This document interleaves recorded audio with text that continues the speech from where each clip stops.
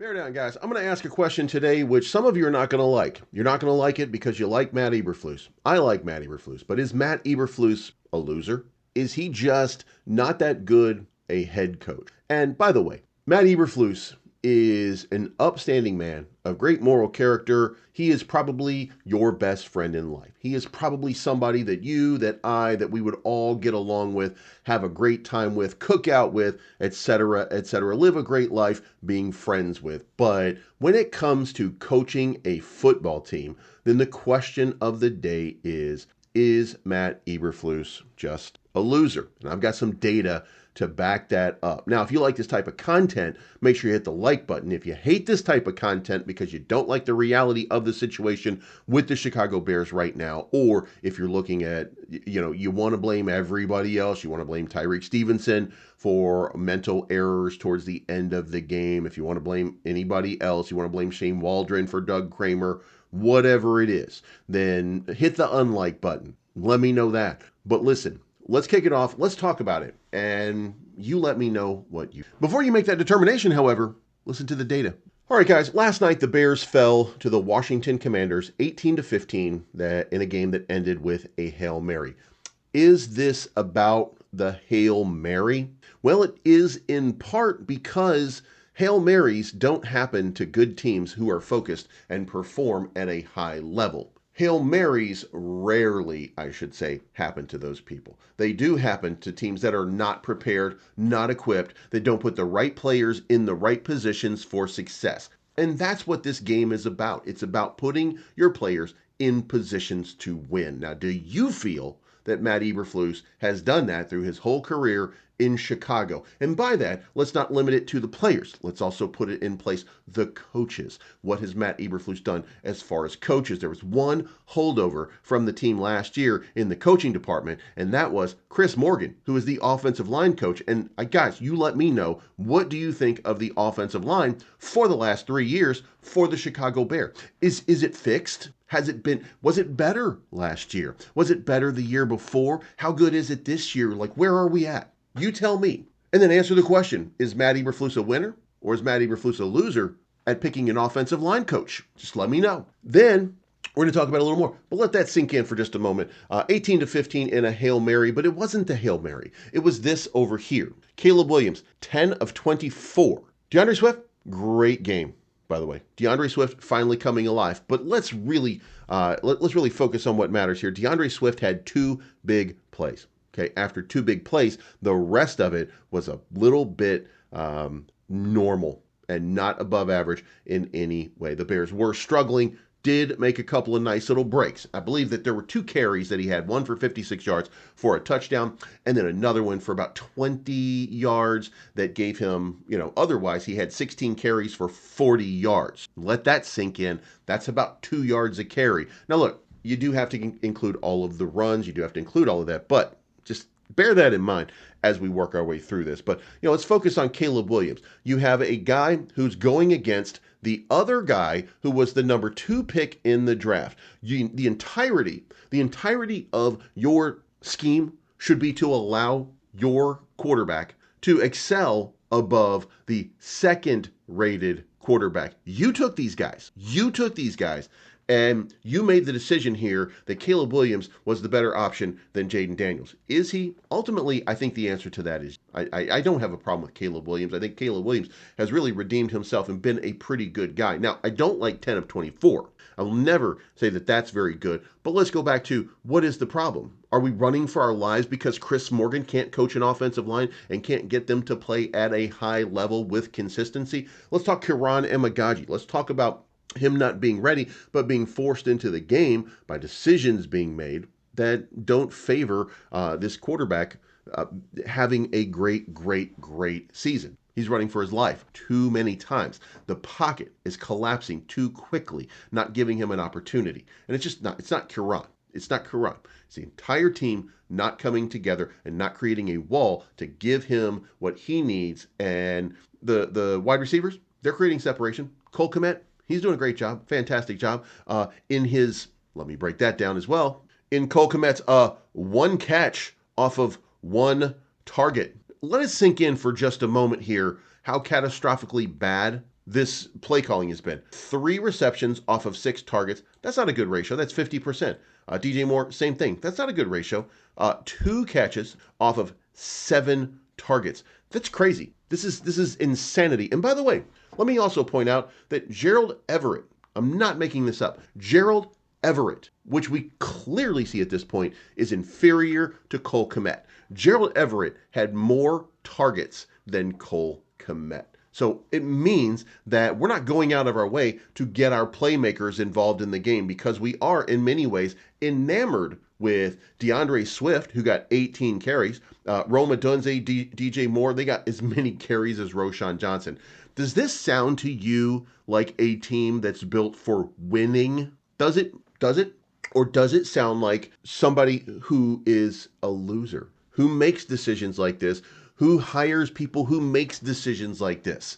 The Washington Commanders went out there and they got Cliff Kingsbury. Who is Cliff Kingsbury?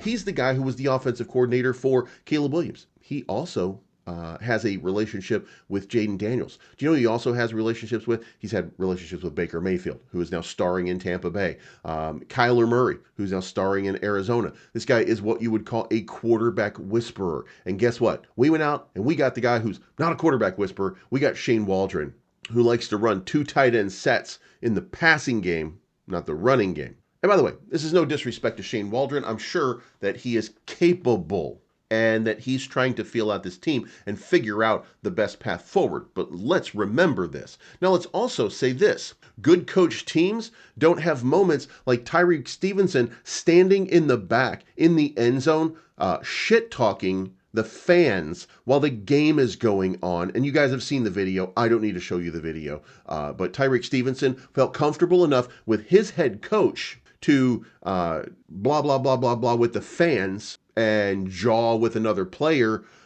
which means lack of focus. And how is that rewarded? It's defended. So Tyreek Stevenson comes out and says to Chicago and my teammates, my apologies for lack of awareness and focus. It doesn't matter because you're the one that tipped the ball into their hands after you talked all that shit to somebody in the stands. The game ain't over until zeros hit the clock. Can't take anything for granted. Notes taken, improvement will happen. Sure. Okay.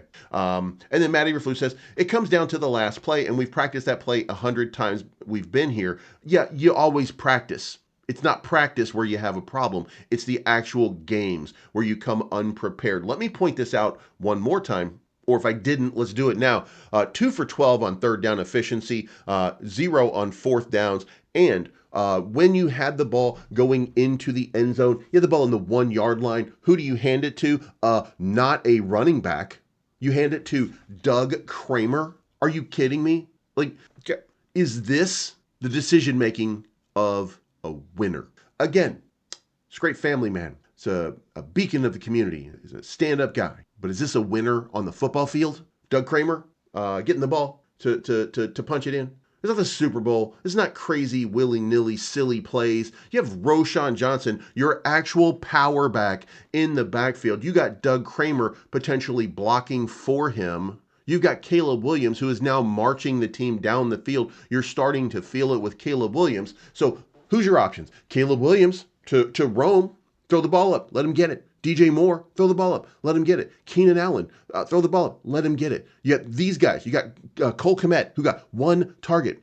And what did you do? Doug Kramer, your backup center. Doug Kramer, your backup center. Now you tell me, is that the play calling of a winner? Now you might be saying to yourself at this point, well, that was Shane Waldron, bro. That was Shane Waldron that did that. Like, it's impossible to think that Matt Eberflus was the one that was responsible for that. Okay, Matt Eberflus was responsible for the hire that caused this situation. Matt Eberflus was the guy who was responsible for Luke Getsy being hired to run. By the way, Luke Getsy was hired to turn Justin Fields into something that he was not. Cliff Kingsbury is turning Jaden Daniels into something that he is. Shane Waldron is trying to figure out what he has still with Caleb Williams, to the point that if that is the case, that he felt comfortable putting the ball in Doug Kramer's hand. Does this sound like a head coach who is a winner? Now let's take it a step further. we can be upset, and you can say, hey, you know what, there was holding on the play, 52-yard Hail Mary, those kind of things happen. And you can take that away, and you can be right about that. We're going to be right. I don't think that this affects the Bears ultimately long term. I think the negative effect on the Bears long term, Matt Eberflus and his lack of ability. Now, he has his team in a headspace in which they play for him. Okay, they do play for him. Do they play well? Well, you decide. What's the product on the field that you're seeing? The defense, we can make an argument that that defense is pretty elite at this point. They held Jaden Daniels to 326 yards passing. Elite defenses don't give up 300 yards passing per game, by the way, and 481 total. You know what? Let me show it to you. 481 total yards. By the way, with 2 weeks to prepare, with 2 weeks to figure out what you're going to do, how you're going to attack this team. You had 2 weeks to figure it out. And what did you do? You laid an absolute stinker on the field. You had more yards rushing than you did passing. You were 2 for 12 on third down. With 2 weeks to prepare, you should be able to scheme up at least something that gives you 250 yards passing, unless you're an absolute loser. But let's keep going. Because besides the breakdown of Tyreek Stevenson, besides the Doug Kramer episode, besides everything that happened in that game, it's not the first time. Let me take you back a little bit to when we gave up 17 points in 4.5 minutes to the Detroit Lions from the same defense, or a very similar defense to when we were quote unquote elite. Because why? Because we did not control the ball at the end of the game because of the decisions that were made by the head coach. The head coach, Matt Eberflus, who made the decision to bring in Luke Getsy, who did, look, guys, the list is as long as it gets. Now, not only that, let's talk about this one right here, because it gets even better. He defended this play call. Because that's what you got to do, right? That's what you have to do. And he says, it's a play we've worked. We've worked that play since Kramer's been in there. We worked the mechanics of the handoff to him. We just have to do it better. You're on the 1 yard line and you got a big guy getting the ball. We've practiced it a lot. And there you have it. Your winner, Matt Eberflus. We got it. It's fine. It's cool. Why would we use our power running back? Why would we run to the side with DeAndre Swift? Why would we try to throw the ball up and let somebody catch it? Why wouldn't we use our center to run the ball in from the 1 yard line? With the offensive line who's been harassed and harangued all day long, why wouldn't we? That's the defense that you got from from Matt Eberflus. And by the way, this is not the this is the by the way, again, 4 minutes and 54 seconds left to go. We're 23-14. We've killed almost 7 minutes of clock and found a way to lose that game too. Is Matt Eberflus a winner? I don't know. Let's go check at the stats here. In the first season with the Chicago Bears, his one-loss record was 3-14. In his second season, it was 7-10, which means so far he has a 14-27 record because he's 4-3 this year. Mid at best. With, let's go down the list here. Montez Sweat, Pro Bowler. Keenan Allen, multiple-time Pro Bowler. DJ Moore, Roma Dunze, top draft pick. Caleb Williams, the number 1 overall draft pick. DeAndre Swift, who had 1,138 yards rushing last season.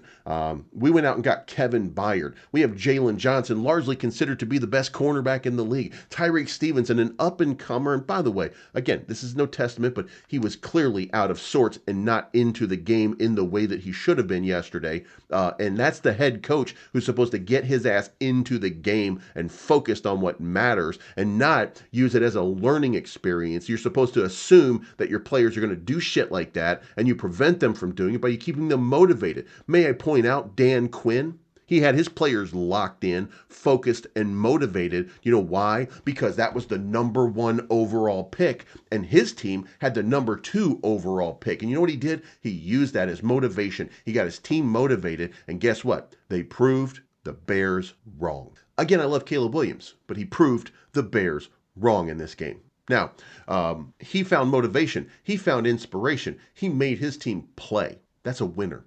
By the way, been to the Super Bowl. Did he win the Super Bowl? Nah. He got patrioted, in fact. But Then he went to the championship game the next season before losing. And now he has his team. What are they? 6-1. We're 4-3. It's 6-1 or 6-2. The team is 6-2. The worst team in the league just beat the Chicago Bears and looked really good doing it. They look inspired. They played hard. They ran to the ball. Do you see the same thing happening here? Do you see it? Is Matt Eberflus a winner or a loser? You tell me. 14-27 over 3 seasons so far. One loss record of .341. And as far as rankings go, team rankings, let me just close out with this. We're going to pop this up on the screen. These are the team rankings for every statistical category for Matt Eberflus going into these past few seasons, by the way. So do you see anything that makes you think, do you see anything on here that makes you think that he is capable of being a head coach at the NFL level? He ranked 32nd in win percentage the first season, 22nd his second season, 13th right now, but that is declining as we speak. Overall, you've got plenty of different reasons to not like what you're seeing out here. Look, you can love the Bears defense. I love the Bears defense. Aside from, mistakes, aside from Tyree Stevenson type mistakes that happen, those things that, look, every once in a while they are going to happen, right? As best you can try. But these are game-changing, affecting things that nobody's accountable for.